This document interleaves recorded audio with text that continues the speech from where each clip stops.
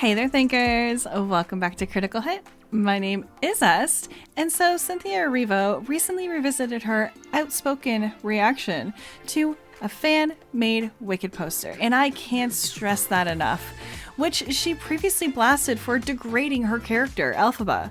Erivo, who stars as the green-skinned witch in the upcoming adaptation, initially took to social media to vent her frustrations over the fan creation, calling it a misrepresentation and claiming it was an insult to the character.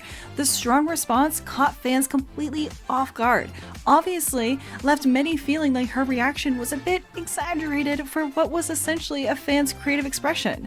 Now, reflecting on the incident, Erivo has admitted that she may have overreacted, saying, "I probably should have called my friends." She conceded, hinting that perhaps maybe a private venting session could have sufficed rather than a public call-out.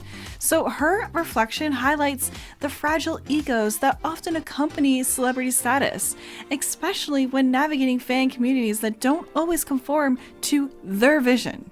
Now, Erivo's reaction and the later walkback really highlights how social media can really amplify even a minor grievance, which often at the risk of alienating the fans that they rely on for support. The Wicked Star's experience suggests that not every perceived slight needs to be addressed publicly, and that sometimes maybe a thicker skin might serve better than an immediate response.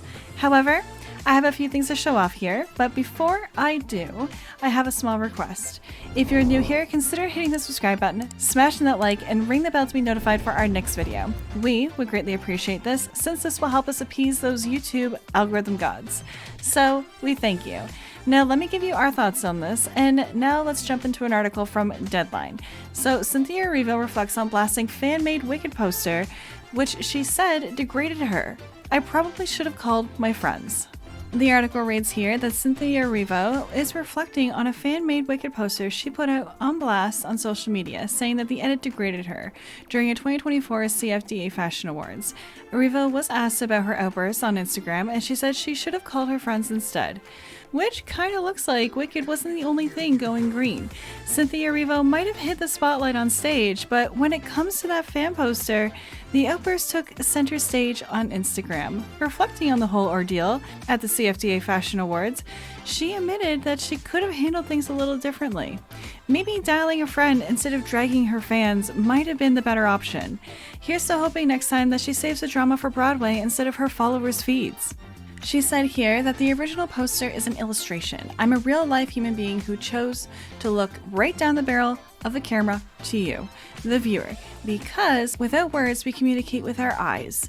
And Erivo posted on her Instagram stories, "Our poster is a homage, not an imitation. To edit my face and hide my eyes is to erase me. And that's just deeply hurtful." Which she continued, saying that "this is the wildest, most offensive thing I have seen, equal to that awful AI of us fighting, equal to the people posting that question, is your kitty green? None of it is funny, none of it is cute. It degrades me. It degrades us."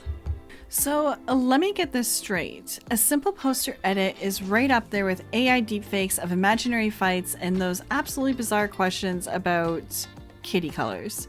Because obviously nothing cuts deeper than a little artistic cropping. It's like we're in a bizarre contest of what's more offensive. And she's out here defending the honor of a poster art like it's some noble crusade. I mean, I guess it's just another day of deeply hurtful internet tragedies. I mean, at some point, people might reserve the term deeply hurtful for actual insults or significant issues that do affect people's lives. But she's out here prioritizing the monumental injustice of her eyes being edited out of an illustration. Like, who knew a simple graphic could unleash such high-stakes emotional devastation? The irony is almost palpable. Like, while there are actual problems out in the world, this poster edit has you all riled up like it's some personal attack. Like, maybe next time we should just all opt for a nice nap instead of engaging in this level of outrage over something that, at the end of the day, is just art. But hey, if cropping a photo is your idea of a major social injustice, more power to you. This was a huge overreaction. Like, Cynthia Erivo even stated the edit degrades her. Yet it was a harmless change, paying homage to a beloved poster. But now, in an interview, she doubled down, suggesting that she brings something essential to the role of the Wicked Witch of the West, unlike previous actresses, due to her identity. She seems to believe that just because she's black and queer, she is uniquely suited to bring the character of Elphaba to life. So, being black and queer automatically grants you the secret recipe for playing a green-skinned witch. I mean, who knew that casting decisions were so simple? It's almost like we should just hand out roles based on identity alone. I mean, at this rate, maybe we should just have an audition for superheroes where the only requirement is to wear the right colored cape and have a catchy catchphrase. Like, Cynthia seems to forget that Elphaba isn't just a role that you can claim by ticking boxes on a diversity checklist. There have been countless talented actresses who have brought their own unique flair to Elphaba, and they've all put in their hard work to embody that character. Instead of recognizing the rich history of the role, she's suggesting that her identity alone makes her the ultimate choice. I mean, sure, representation matters, but they need to stop pretending that that's the only factor that counts in acting. Maybe it's time for her to take a page from those actresses and realize that truly bringing a character to life requires more than just a unique backstory. It needs talent, dedication, and an understanding of the character beyond just their surface traits. Like, after all, being true to the character might just require a little more than simply wearing green makeup and spouting off about identity politics. On X, my nerdy home in an excerpt stating, "Oh my god, you are playing a role that many other actresses have played on Broadway for years, including many diverse women. But just because you are black and queer, you are somehow better than them because they can't relate. Just stop, you're just putting people off at this point," which is so true, because watch this. Intention is not to diminish anyone else's version of Elphaba. Yeah, of course not.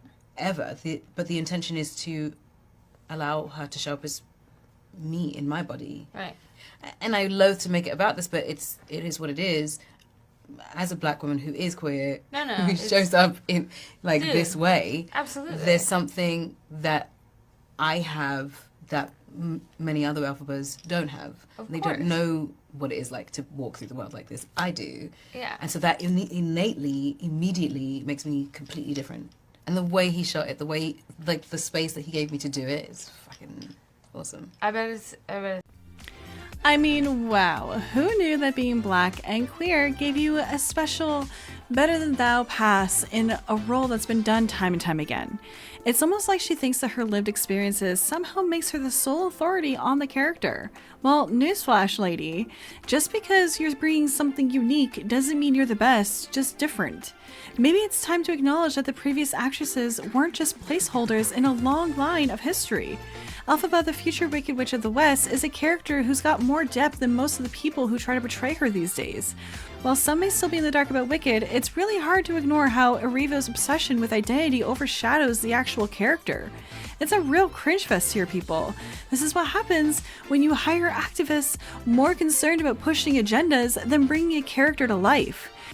I don't know, I find this absolutely mind-boggling how Cynthia's turned a simple fan edit into her own personal social justice battlefield. I mean, think about it. Like, what kind of world are we living in where adjusting Ariana Grande's hand in a hat brim to align with the original poster style is considered a heinous act of identity erasure? For Erivo, every little tweak becomes a major incident. It's like she's out here declaring war on creativity itself. Honestly, one can't help but wonder if she's sitting there scrolling through social media with her alarm bells ringing at the mere sight of harmless edits. Like, in her little activist bubble, it seems that any alteration, no matter how benign, threatens the very fabric of identity representation. Like, meanwhile, the rest of us are just trying to enjoy some fan art without getting swept into identity Olympics. You know what? If this obsession helps her feel relevant in a world that doesn't seem to care much about her personal crusades, whatever. More power to her. That's what I say.